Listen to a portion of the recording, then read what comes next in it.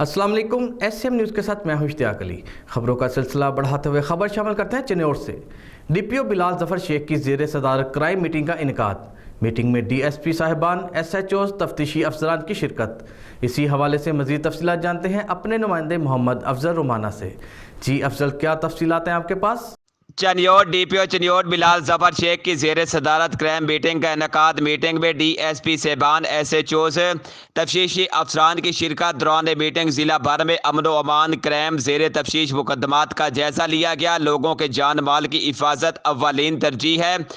अफसरान अपनी कारकर्दगी को बेहतर बनाएं। कानूनी तकाज़ों को पूरा करते हुए ज़ेर तफ्तीश मुकदमात को बर वक्त मेरिट पर यकसू किया जाएगा। डीपीओ चनियोट बिलाल जफर शेख का मजीद कहना था, मुजरमान, इश्तिहारियों, रस्सागीरों, चोरों, डकैतों के खिलाफ घेरा मजीद तंग किया जाएगा। मनशियात फरोशों, नजायज़ असला, पतंगबाजों के खिलाफ सख्त क्रैकडाउन जारी रहेगा। जरैम पेशा अनासर को किसी किस्म की कोई रियायत नहीं दी जाएगी और जरैम पेशा अनासर के खिलाफ बिला तफरीक कार्रवाइयाँ जारी रहेंगी। कैमरामैन मोहम्मद आरिफ डक्कू के साथ मोहम्मद अफजल रमाना, चनियोट।